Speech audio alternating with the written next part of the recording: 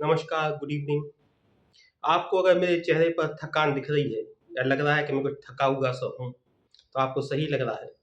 आज मैंने राज कपूर की तरह तीसरी कसम खा ली है और उसी कसम की वजह से मैं थका हूँ। पहली कसम थी कि अपन को उन घरों में नहीं जाना है, जिन घरों में अभी-अभी शादियाँ हुई हैं, वरना 3 घंटे की आपको सीडी देखना पड़ेगी और बहुत लंबे फ़ोटो एल्बम देखने पड़ेंगे। दूसरी कसम खाई थी कि उन घरों में भी नहीं जाना है जिनके बच्चों के अभी अभी नर्सरी में एडमिशन हुए हैं। नहीं तो बहुत सारी पोयम, बहुत सारे बॉडी पार्ट्स, अंकल को नोज़ी दिखाओ, ईयर्स दिखाओ, स्टमक दिखाओ, फैन दिखाओ, नहीं जाना है।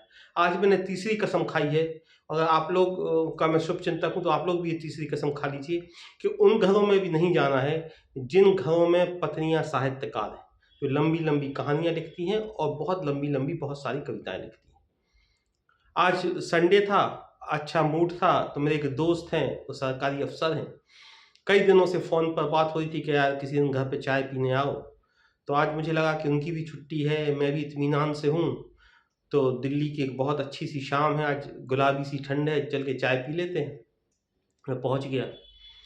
बातों ही बातों में, गप्पों ही गप्पों में गप्पें होने लगीं और ये बात निकल के आई कि चूँ-चूँ की गप्पें पे बात हुई। उन्होंने मेरी तारीफ़ की कि आप चूँ-चूँ की गप्पें बहुत अच्छी दे रहे हैं, हम सब परिवार सुनते हैं। आप क्या कहानियाँ, कविताएँ भी लिखते रहे हैं? क्या आपका साहित्य में भी रुचि रही है? मैंने कह दिया हाँ, मैं कविताएँ भी लिखता था, कहानियाँ भी लिखता था, मैं साहित्य में रुचि रही है। मुझे नहीं पता था कि इस कन्फेशन से, इस बात से, इस हामी से मुझे इतनी बड़ी सज़ा मिलेगी। मेरे वो दोस्त हैं, वो ऐसे खुश हो गए, जैसे कुंभ में उनकी साली बिछड़ गई हो, फिर दोबारा उनको मिल गई हो 1-2 घंटे बाद। इतने खुश हो गए। कह रहे वाह, वाह, वाह! तुम्हारी भाभी बहुत अच्छी कहानियाँ और कविताएँ लिखती हैं। और उन्होंने बिना मुझे कोई अवसर दिए, सीधा उन्होंने भाभी जी को हुक्म दिया, वो जो तुमने अभी नई-नई कहानी लिखी है ना, सिसकियाँ, वो लेके आओ। ले आओ, ले आओ, जल्दी ले आओ, ले आओ। मैंने कहा, यार भाई, आज थोड़ा थकान-सी में हूँ, थोड़ा परेशान सा हूँ, फिर किसी दिन आते हैं, इत्मीनान से सुनेंगे। कहानियाँ, कविताएँ तो ऐसी चीज़ें हैं कि आप इत्मीनान से सुनिए, मज़ा आता है। आज तो सिर्फ़ चाय पिला दो। फैज़ान उनका नहीं, नहीं। भाभी जी उठने वाली थीं चाय के लिए, उन्होंने कहा, "नहीं, नहीं, तुम चाय मत बनाओ, चाय मैं बना के लाता हूँ, तुम अपनी कहानी ले आओ।" शायद माफ़ी इतनी जल्दी कहाँ मिलती है, तो मैं बैठ गया वहीं। भाभी जी गईं और वहाँ से अपनी एक कहानी लेके आईं। कहानी का शीर्षक था सिसकियाँ। और उस पूरी कहानी में उन्होंने बताया बचपन से लेकर जवानी तक और अभी तक कि किस तरह से महिला के जीवन में दुख ही दुख होते हैं। हर बार वो अपने शौक से, ज़िंदगी से कैसे समझौते करती है और एक किसी अंधेरे कोने में आके सिसकियाँ लेती है।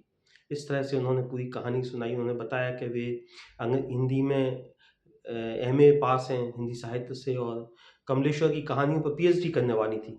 लेकिन किस्मत उनकी ऐसी फूट गई कि उनकी शादी एक सरकारी अफ़सर से हो गई, उनका पूरा साहित्य घुट गया।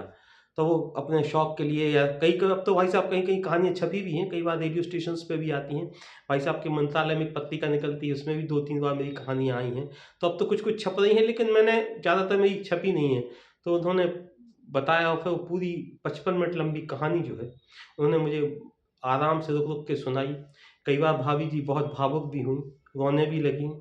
कई बार भाई साहब ने मेरी और शायद कोई दुश्मनी होगी उसको भंजाया, उन्होंने कम से कम 6 या 8 बार कहा, "ये पैराग्राफ पूरा दोबारा सुनाओ, बहुत अच्छा लिखा है तुमने।" और भाभी जी ने वो पैराग्राफ करीब 7-8 पैराग्राफ उन्होंने दोबारा भी सुनाए। तो करीब 55 मिनट की मैंने सिसकियाँ सुनी और चाय पीने के बाद, सिसकियाँ सुनने के बाद मुझे लगा कि मैं सीधा भाग कर निकलूँ। लेकिन जैसे कोई चाय पीने के बाद आपको बिस्किट-विस्किट खिलाता है ना, सौंफ-वौंफ खिलाता है, ऐसे ही भागते-भागते मैंने 3-4 और उनकी कविताएँ सुनी। और इस उम्मीद में इस उन्होंने मुझे आने दिया कि वे फिर किसी दिन किसी संडे को अपनी और सारी कहानियाँ और कविता लेके मेरे घर आएँगी।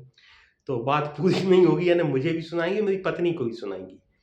तो मैं इस परेशान में हूँ कि वो घर आएँगी और कहानी कविताएँ लेके आएँगी और मुझे और मेरी पत्नी को सुनाएँगी। तो मुझे कोई बता रहा था कि कुछ तांत्रिक ऐसे सिद्ध होते हैं कि वो घर कील देते हैं। जैसे उन्होंने कील दिया तो उसमें कोई भूत प्रवेश नहीं कर सकता, कोई प्रवेश आत्मा नहीं प्रवेश कर सकती। तो अगर कोई ऐसा अघोरी या साधु आप तांत्रिक जानते हो, जो ऐसा कोई तंत्र कर सकता हो कि जिसमें आप ऐसे ही लोगों को रोक सकें जो साहित्यकार हैं और कहानियाँ और कविताएँ लेके आपके घर आते हैं। आप किसी ऐसे तांत्रिक को जानते हो तो मुझे ज़रूर बताइएगा। और मेरी तीसरी कसम याद रखिएगा कि जो भाभियाँ लंबी कहानियाँ लिखती हैं, बहुत सारी कविताएँ लिखती हैं, उनके घर नहीं जाना। नमस्कार।